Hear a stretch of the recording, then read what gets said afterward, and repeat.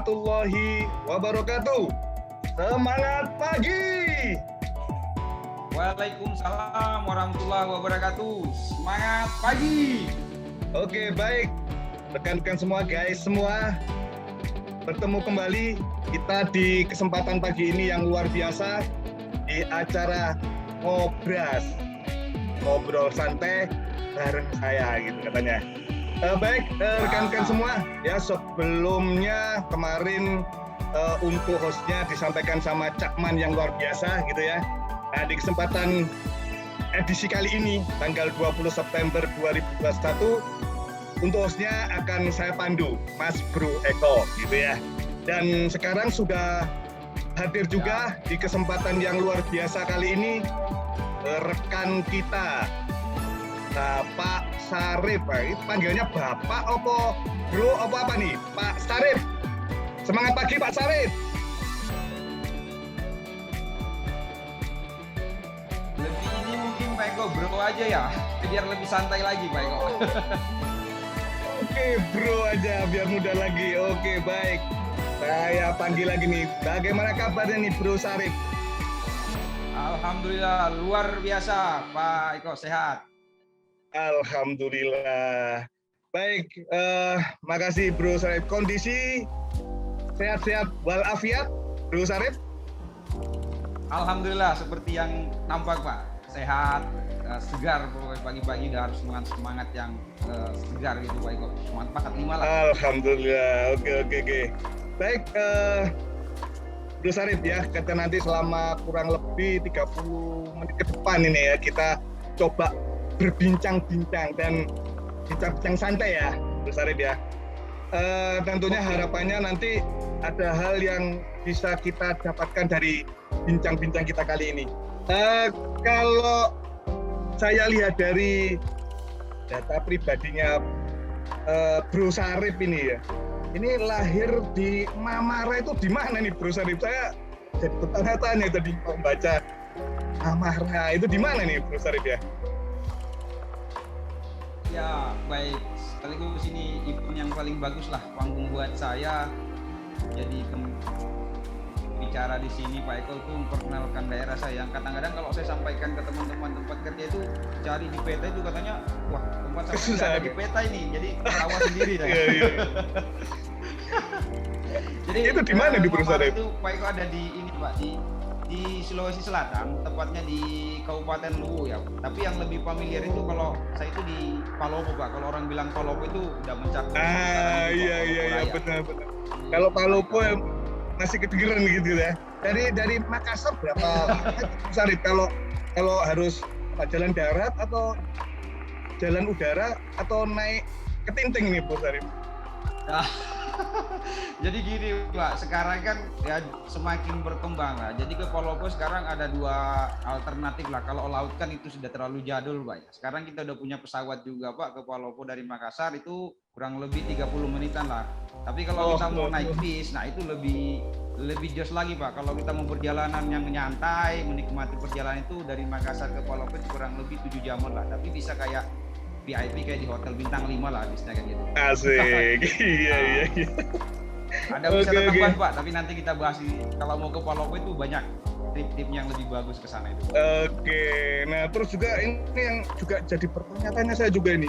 Jadi kalau senengnya Bung Sarip ini atau Bro Sarip ini katanya ada makanan apa di kapurung. Nah, ini juga saya baru kenal juga nih, apa ini kapurung gitu ya. Apa itu Bang Sarip? Bro Sarip ya. Ya, jadi mungkin gini Pak Eko, kayak Palembang kan ada pempek, kalau Jawa kan banyak nasi pecel, soto kayak gitu kan. Nah ini sekaligus untuk promo nih. Jadi Palopo itu terkenal dengan satu makanan khasnya itu kapurung Pak. Jadi kapurung itu terbuat dari, kebetulan sana kan banyak sagu Pak. Sagu, itu kalau Pak Eko pernah tahu papeda? Nah, yang dari Papua, tadi Papua kalau nggak salah ya. Pak, dibuat bulat-bulat Pak. Ya, hampir mirip Pak. Jadi sagu diencerkan, terus disiram dengan air mendidih. Tapi di Palopo ada ciri khasnya Pak. Nggak sama kayak Papua itu kan jadi satu langsung dimakan. Nah, kalau Palopo itu pakai model kayak sumpit, dibuat bundar-bundar. Nah, dengan racikan berbagai macam bumbu dan sudah mendunia Pak. Asik, kayaknya kemarin tuh udah masuk ke mall-mall kayak gitu Pak. Nanti habis ini bakal searching kapurung itu apa sih ya. asik. Kayaknya nanti Ya. kalau kita jalan-jalan ke mana? Ke Sangatta kayaknya Kapurung ya? Kapurung ya?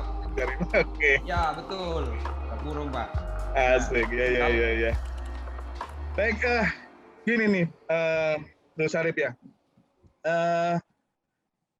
Apa sih ya yang kalau kita mau flashback lagi ya, apa sih ya yang menyebabkan Bro Sarip ini gitu ya, bisa menapaki dan sampai kalau sekarang kan ikut sebagai apa nih Bro Sarip? Base commander Pak. Oke, base commander gitu ya tahun 2021 dan bahkan ini sudah sampai ke 5 besar gitu ya.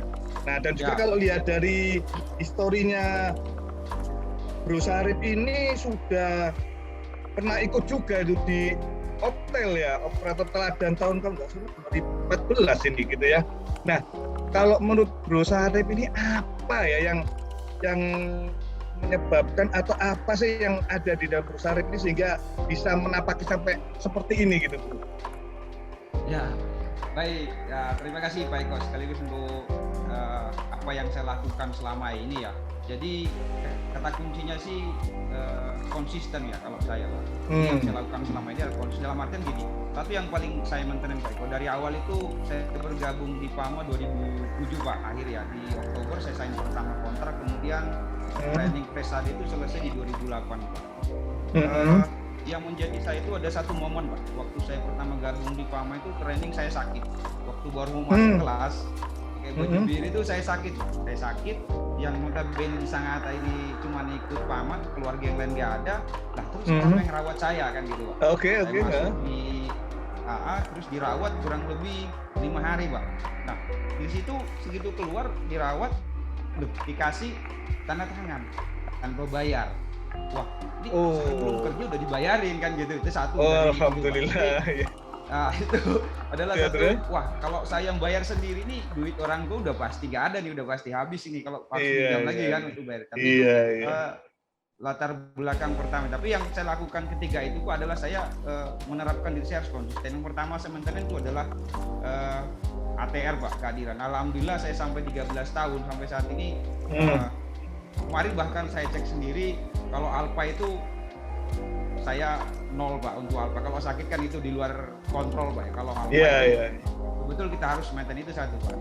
Nah, setelah saya konsisten di ATR itu saya orangnya gini Pak. Di lapangan itu dibilangi orang yang suka bergaul lah, bertanya ke siapapun saya bertanya dan saya selalu menyisipkan ide-ide saya kan gitu. Jadi apapun yang saya lihat di lapangan itu yang kira-kira bisa saya perbaiki, saya mulai dari hal-hal kecil Pak. Jadi waktu saya operator itu saya tahu caranya untuk menimbulkan diri itu adalah satu, aktif di radio Pak. Ketika ada sesuatu bahaya dan lain sebagainya itu saya langsung sampaikan bahwa di sini ada area-area yang berbahaya atau bol gedang. Satu ketiga saya begini Pak. Saya itu dibilangin sama mereka, wah ini pencitraan, ini operator yang cari muka lah gitu kan di awal-awal masuk. Tapi buat saya itu bukan suatu masalah selama itu saya berbuat positif ya saya harus maju terus dan itu adalah tantangan ya kan saya anggap itu kan. Alhamdulillah hal-hal seperti itu terbukti di 2014 Pak. 2014 saya ikut tes operator teladan gitu ya dan saya buktikan pada dalam artian saya akan mengeksplor kemampuan saya dengan tes yang dikasih materi dan praktek ya. Kita tahu 2014 itu seperti apa ketatnya Pak. Seleksi di site ya alhamdulillah kita bisa buktikan dan bisa juara 2 di site KPCS Pak Eko pada waktu itu dan lanjut ke nasional. Jadi intinya sih gini Pak, konsisten dan inovasi Pak yang saya lakukan selama ini. Oke, ini ya kalau coba saya simpulkan tadi konsisten gitu ya. Nah, terus kemudian yang kedua inovasi itu tadi yang saya sampaikan bahwa harus pengen tahu, kepo ya kalau bahasa anak sekarang kepo gitu ya. Terus iya, betul. Oke, kepo dan juga selalu mengeksplor yang ada di diri sampean ya untuk ya menghasilkan usaha yang terbaik. Betul ya mungkin Terus Arif ya. Ya betul Pak Eko. Jadi itu yang saya lakukan selama ini Pak. Ya, terus kalau tadi itu kan tadi pada saat di operator ya gitu ya. Terus kemudian kan belanja nih, ternyata sampean di tahun ini masuk untuk best commander gitu kan, dan akhirnya sampai sekarang di 5 besar. Nah ini seperti apa ini perjalanan ini atau Bro Syarif nih? Iya, dari setelah saya di Opteliput terus pembekalan di 2015 Pak ya, jadi GL di 2015 dan selesai presentasi di Oktober Pak 2015. Ya sebenarnya sih agak molor Pak, harusnya kan tahun depan saya masuk best commander, tapi ada beberapa hal yang menyebabkan baru sampai ini baru bisa sampai. Tapi ya setelah saya masuk ke sini Pak, kalau saya runut saya sampai begini Pak, apa yang saya lakukan selama ini saya flashback kembali. Jadi yang saya lakukan tadi itu adalah ketika saya dikasih pekerjaan, ya kan, dari atasan saya atau dari saya dapat order kerja dari area saya itu, ya saya harus mengetahui sasarannya apa, terus waktunya kapan.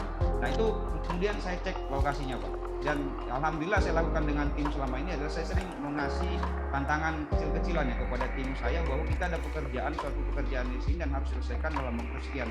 Tapi saya tidak mau kalau itu diselesaikan hanya sesuai dengan time frame. Tapi saya usahakan gimana caranya pekerjaan itu saya selesaikan sebelum waktunya Pak. Contoh yang terakhir kemarin yang saya lakukan Pak ya sebelum masuk ke kelas itu kan di pompa itu banyak proyek-proyek yang istilahnya kalau orang lihat kasat mata itu hal yang di luar nalar lah ya kan. Jadi kita tuh gimana? Di luar nalar seperti apa itu? Bro Syarif, di luar nalar seperti apa nih? Di luar nalar itu seperti apa itu? Ya, jadi di pompa itu banyak yang unik dan di luar nalar orang-orang teman-teman operator Pak. Bahkan banyak yang bertanya, gimana sih caranya katanya orang-orang pompa itu nurunin pipa dari tebing bisa sampai ke bawah lurus sampai ke sana. Nah, kan oh gitu. Iya betul. Iya.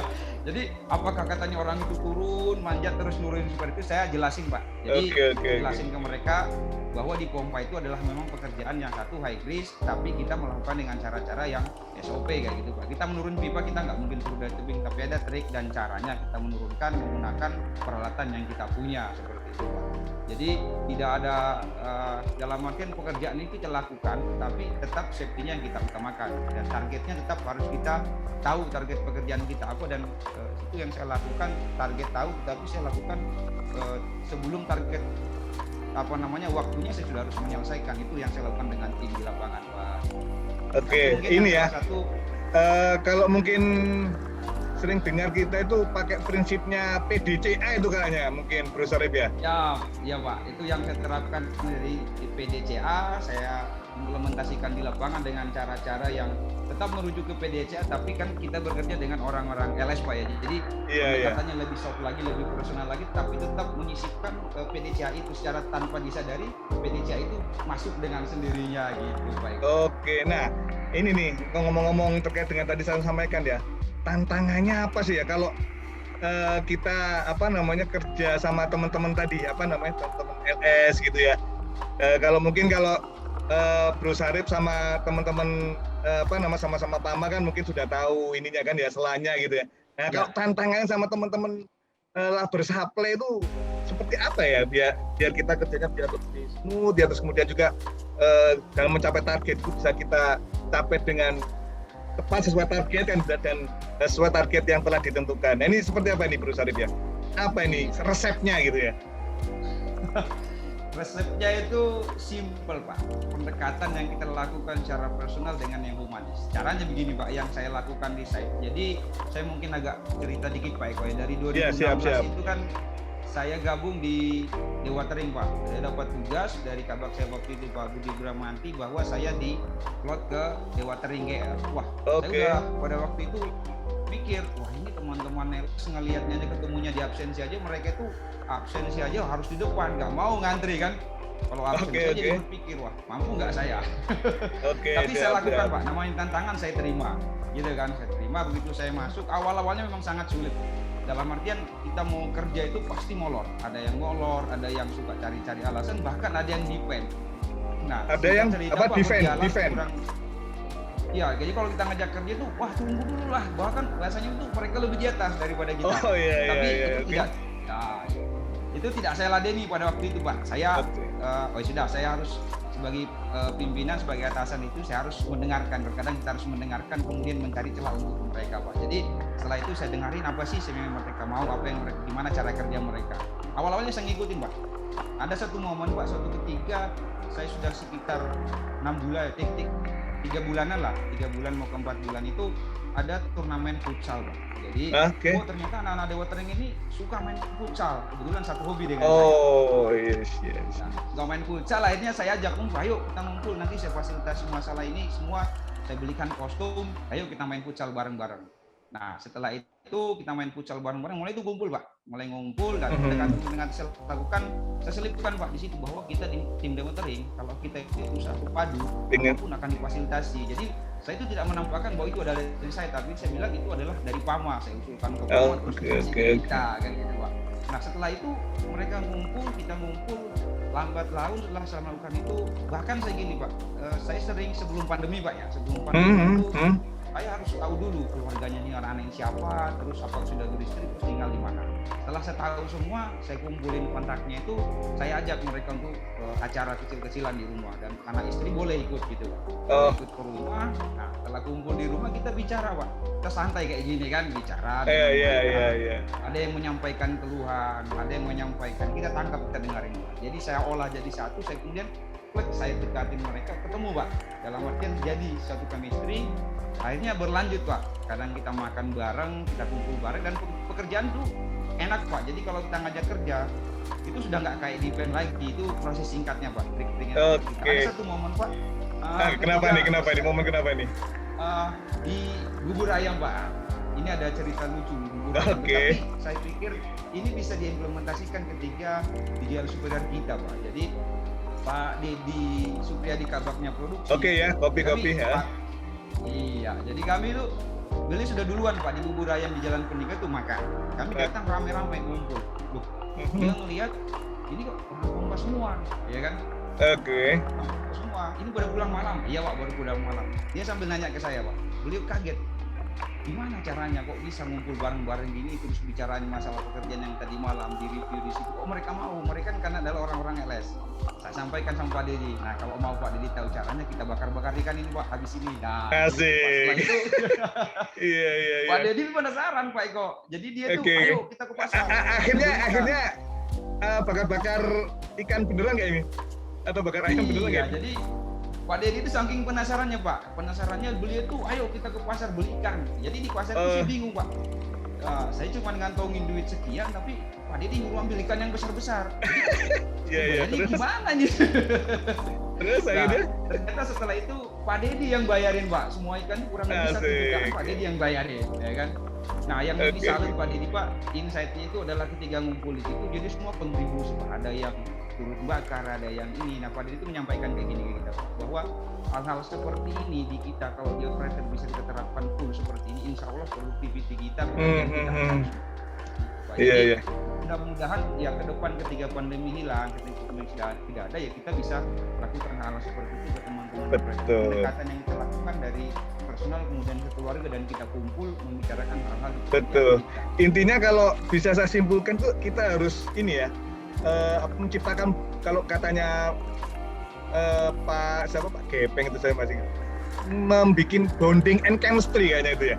Ya, betul sekali Pak. Bonding dan chemistry itu karena kesering ketemu jadi satu padu gitu Pak Eko.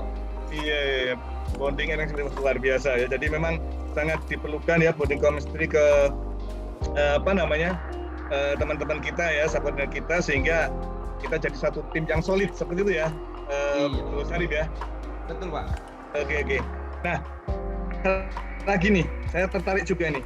Bro Sarip kan tinggal di luar mes ini ya? Betul Pak. Nah, gimana nih ya Bro Sarip itu bisa ya mengelola, kan pasti ada keluarga di rumah kan gitu ya, sehingga antara keluarga dengan kerjaan gitu ya, itu kita bisa seimbang itu seperti apa nih Bro Sarip ya, resepnya nih? Ya, jadi saya mulai ketika saya masih ngontrak Pak ya, tinggal di luar itu, awal-awal bergabung dengan PAMA itu ya memang ada beberapa tantangan ya Pak yang kita alami di luar. Kan kita berinteraksi bukan dengan orang PAMA Pak, dengan masyarakat banyak ya, ada dari background yang berbeda-beda. Tapi ini sih saya komunikasi Pak ya. Yang pertama, kalau kita komunikasi dengan tetangga bagus, kita sampaikan bahwa kita adalah pekerja shift, Dan itu tadi kita ketika ada waktu libur kita usahakan untuk berdiskusi dengan mereka, ngumpul paling tidak membicarakan hal-hal yang di lingkungan kita. Itu yang pertama yang saya lakukan. Artinya ketika kita sudah dekat dengan mereka insya Allah akan paham dengan kita. Nah yang ke keluarga Pak, saya lakukan begini Pak. Saya sampaikan ini adalah pekerjaan yang berisiko tinggi ya. Nah, kalau kita lihat risikonya sangat berat ketika kita istirahatnya kurang. Jadi di rumah itu Pak, istri dan keluarga itu ketika saya waktu istirahat saya sudah sampaikan bahwa hari ini saya shift malam atau hari shift 1 saya hanya bisa jam sekian diganggu atau bisa menerima telepon, selebihnya mohon maaf ketika saya tidak bisa menerima, kecuali ada hal-hal emergensi yang memang harus ditangani pada waktu itu. Tapi alhamdulillah itu yang saya lakukan dan keluarga mengerti Pak tipsnya. Dan yang saya lakukan gini Pak, sebenarnya mengatur pola tidur itu kalau menurut saya itu tergantung kita Pak ya. Selama kurang lebih 13 tahun Pak. Jadi sirkadian tubuh kita untuk tidur itu ketika kita biasakan bangun jam sekian, tanpa alarm pun kita akan bangun gitu. Yang saya lakukan yang pertama itu komunikasi dengan masyarakat sekitar yang menjalin hubungan baik dan dengan keluarga. Oke. Jadi terkait dengan keluarga tadi benar-benar harus pemahaman yang clear gitu ya. Terkait dengan bagaimana kita bisa mengelola fatigue gitu ya di rumah gitu ya. Nah, kemudian kalau tadi dengan dengan masyarakat sekitar ya, bagaimana kita bisa berkomunikasi yang baik dan jangan lupa untuk bersosialisasi gitu ya, mungkin ya Profesor ya. Iya, betul Pak Eko. Mungkin ada kerja bakti kah ya, atau mungkin ada ada selamatan mungkin ya. Ya kita mungkin bisa sekali waktu ya bisa saling silaturahmi, mungkin seperti itu ya Profesor ya. Iya, jadi gitu Pak, kalau berkaitan dengan kan di lingkungan kita kerja itu pasti ada yang namanya kerja bakti, ada acara-acara ini kan ya. Jadi kita itu gini Pak, yang saya lakukan itu dan saya sudah sampaikan sih kepada orang tua bahwa mohon maaf ketika ada kerja bakti dan saya shift malam paling saya datang sekedarnya, tetapi saya menyumbang paling tidak kasih makan. Jadi walaupun kita tidak ada di situ, tetapi secara aura juga tetap ada di situ. Siap. Ya paling nggak tadi kita bahwa setor muka dan support mungkin yang bisa yang lain gitu ya Profesor ya. Iya betul. Mereka pun juga memahami kita. Oh iya betul, karena bekerja sih bahkan oh iya Bapak istirahat aja, nanti kita yang ini lain kali istirahat. Ini sih komunikasi Pak gitu. Siap. Oke. Wah, luar biasa nih. Nah Profesor Arif, ini mungkin aku ingin flashback ke belakang juga nih. Profesor Arif kan dulu pernah jadi Opel 2014 gitu ya. Dan katanya ada pengalaman menarik di situ. Apa itu? Mungkin bisa di-sharekan ke kita ya. Barangkali ada suatu nanti yang bisa kita ambil ini. Inspirasinya gitu. Apa itu, Bro Sarif? Ya, baik Pak. Saya ikut 2014 ya. Awal itu semangatnya sangat semangat, sampai di Cilengsi itu sempat agak ini Pak. Nah, ini justiksi lagi nih di Cilengsi itu kan 2 minggu pertama itu kan sama mungkin kalau Pak ingat Pak John ya, dan John Sukamto. Pak John ya. Kegiatannya itu sampai 2 minggu tuh terdoktrin Pak. 2 minggu. Wah, setelah 2 minggu kan setelah itu kita ke Hotel Gumati Pak ya. Kita ke Hotel Gumati. Ini acara Star Employee kalau nggak salah ya. Ya. Betul Ustaz. Jadi di bis itu udah tegang duluan Pak. Aduh, ini di hotel. Apalagi gitu ya. Apalagi ini kan. Jadi kita tuh kayak gitu kan, setiap turun dari hotel siap kan gitu. Masih ke bawah 2 minggu kemarin gitu. Nah, tapi alhamdulillah ya ketika sampai di Hotel Gumati orang pertama kan Pak Rio waktu itu ikut juga Pak. Jadi kita dikasih kunci kamar, ditunjukin ini kamarnya ini ada nama-namanya. Jadi berpikir, wah ini luar biasa. Ya kan kok dikasih kamar hotel, jadi satu hotel itu kan waktu itu saya ingat saya di booking sama Pamwa ya, Hotel Gumati itu. Nah, kita ngumpul di ruang itu training 3 hari, alhamdulillah. Wah ternyata kita di sini santai, dalam artian tapi santai tapi dapat ilmu gitu dari publik ya. Kita lebih dalam lagi diri kita yang disampaikan oleh publik. Oh bahwa saya ini sebenarnya orangnya seperti ini, saya itu harus seperti ini, dan ini yang saya lakukan ke depan, yang saya dapat. Tapi yang paling berkesan yang saya ingat sampai sekarang. Momennya apa tuh? Momennya itu ada apa nih? Gini Pak, Pak Pri itu mengatakan begini. Jadi di PAMA ini kalau kita berbuat positif dan datang ke HO itu dianggap raja. Itu yang tidak biasa dulu Pak. Itu adalah raja. Jadi akan dilayani sebaik mungkin dan diperlihatkan hal-hal yang positif dan diberikan hal-hal yang tidak, maksudnya dalam penghargaan dari apa yang selama ini dilakukan gitu Pak. Baik dari ya jamuannya lah, Pokoknya gimana sih kalau seorang raja datang itu pasti akan disiapin semua dengan baik. Asik. Dan Tapi kapurung nggak ada ya, kapurung ya? Jadi di saat itu Pak, brokoli yang saya paling ingat Pak. Brokoli itu kan wah luar biasa di Hotel Gumanti itu Pak. Brokoli itu kan segar kelihatan, jadi hijau-hijau besar-besar gitu Pak Eko. Dan kan sedangkan saya jadi wah brokoli itu luar biasa Pak Eko di situ. Jadi kantinnya ya kan kalau di Sunda ya kan gitu kan banyak sayur mayurnya ya, salah satunya brokoli itu. Ya benar. Iya. Pengalaman pertama Pak injak puncak. Alhamdulillah. Wah, nggak kerasa nih Bro Sarip, kita sudah hampir 25 menit ya. Oke, mungkin sebelum nanti akan kita tentang ini mungkin apa ini rencana Bro Saripnya? Mungkin 3 atau 6 bulan ke depan nih kan, selaku sebagai sekali lagi kan sekarang sudah di 5 besar gitu ya, Desk Commander. Nah, apa nanti yang akan Anda lakukan setelah 3 atau 6 bulan setelah di lapangan, setelah ikut ajang ini kan? Tentunya jangan sampai nanti setelah ajang ini udah selesai gitu kan, enggak kan? Tapi ada momen atau next step yang harus Bro Sarip lakukan kan? Ini apa ini Bro Sarip? Ya, baik Pak Eko ya. Jadi Desk Commander ini kan yang sering sampaikan adalah kompetisi Pak ya. Ya, ada akhir dan ada juaranya. Target kita pasti ya kalau itu Desk Commander ini target kita pasti pengen juara kan, itu target yang paling lebih dekat lah sekarang Pak ya. Itu pengen juara itu. Tapi itu target nextnya ketika selesai acara ini adalah yang saya kembali pertama tadi harus konsisten dan mencari inovasi-inovasi baru supaya posisi ke depan itu lebih bagus. Target-target semakin menantang Pak ke depan. Jadi bagaimana caranya menimbulkan mengangkat inovasi baru supaya saya untuk meniti karir ke depan itu tetap di jalurnya gitu Pak ya. Oke. Kalau yang lebih real lagi apa nih Bro Sarip? Ya, tadi kan SOK kan tadi harus konsisten dengan yang dilakukan, terus kemudian melakukan improvement ya, atau inovasi gitu kan. Nah, yang lebih konkret lagi nih apa nih yang mungkin bisa Bro Sarip sharingkan ke kita nih? Iya. Jadi kan saya sekarang GL di golongan 3E Pak ya. Jadi kalau next targetnya itu ya saya tidak muluk-muluk ya, saya ingin jadi seorang section di 3 tahun ke depan.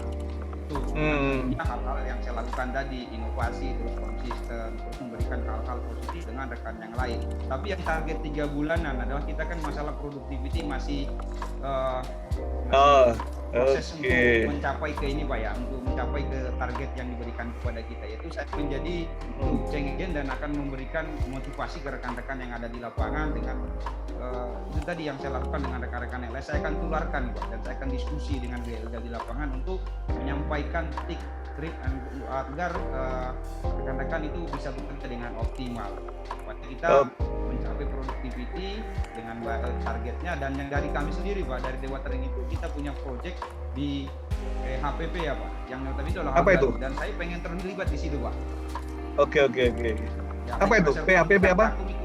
High pressure pompa. High pressure pompa. Oke.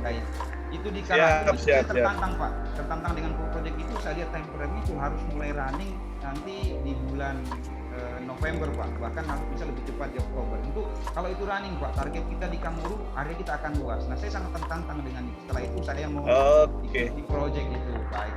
Iya, baik ya. Jadi tapi jangan lupa safety-nya ya. Jadi kok itu pasti yang utama Pak. Oke ya. Setia harus dihilangin Pak Eko. Oke ya, jangan sampai kita projectnya tadi di high pressure tadi, dan tentunya dengan produktivitas yang terbaik dan safety yang terbaik, mungkin itu ya. Itu yang utama Pak, safety. Oke. Baik, wah sungguh luar biasa, nggak terasa kita ngobrolnya nih, ngobrol santainya nih ya, Bro Sarip. Padahal dari tadi Pak, saya mantangin jam terus ini, belum. Karena ini jam ada kenang-kenangan juga Pak Eko. Mungkin Pak Eko ingat jam tangan pembagian 2014 ini Pak Eko. Oke. Baik, terima kasih Bro Sarip ya atas sharing yang luar biasa ya, sharing keteladanan di pagi hari ini ya. Semoga sekali lagi menginspirasi kita semua ya, menginspirasi juga teman-teman yang ada di lapangan ya, sehingga sekali lagi kita bisa mencapai target operasional ya Pama Persada Nusantara dengan baik gitu ya Bro Sarip ya. Dan tak lupa juga kami ya kepada rekan-rekan semua mungkin yang belum bisa gabung dengan kita di sini ya, jadi bisa nanti share ya di IG Lambe Komandan ya, dan juga Optel Pama Persada Nusantara. Semoga apa yang kita sharingkan ini memberikan inspirasi kepada kita semua untuk berbuat yang terbaik. Mari syukuri apa yang kita dapatkan ya, dengan selalu kita melakukan yang baik dan melakukan yang terbaik. Mungkin itu ya Bro Sarip, sekali lagi terima kasih. Assalamualaikum warahmatullahi wabarakatuh. Semangat pagi. Waalaikumsalam warahmatullahi wabarakatuh. Semangat Pagi.